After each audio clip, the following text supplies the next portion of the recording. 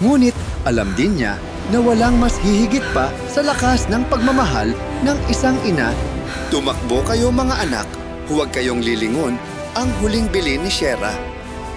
Habang papalapit ang higanting mga alon ni Lusong, lumuhod si Shera at nanalangin kay Bathala.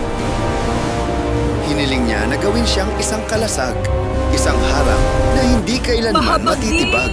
Sa isang iglap, ang kanyang balat ay naging bato. Tulungan mo Ang ako! kanyang buhok ay naging mayayabong na kagubatan. Ang kanyang likod ay tumaas ng tumaas hanggang sa mahawakan nito ang langit. Si Shera ay naging isang bundok. Ang kanyang katawan ang naging pader sa pagitan ng kanyang mga anak at ng nagngangalit na karagatan.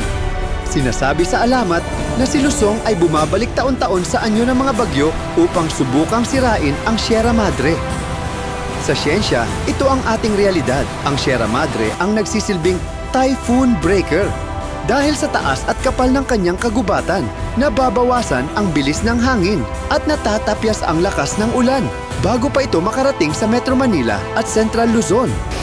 Kung wala ang inang bundok, baka mas matindi pa ang trahedyang dinaranas natin sa bawat sakuna.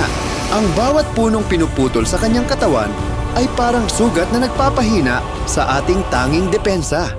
Ang Sierra Madre ay hindi lamang kwento ng nakaraan. Bathala! Ito ay kwento ng ating kaligtasan sa kasalukuyan. Si Sierra ay nagbigay ng buhay para protektahan tayo. Ngayon, tayo naman ang tinatawag upang protektahan siya.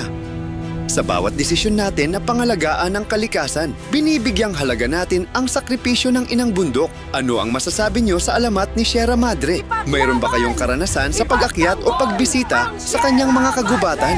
I-comment nyo sa ibaba. Huwag kalimutang i-like ang video na ito at mag-subscribe para sa mas marami pang kwento ng ating lahi. Alagaan natin ang ating kalasag. Hanggang sa muli,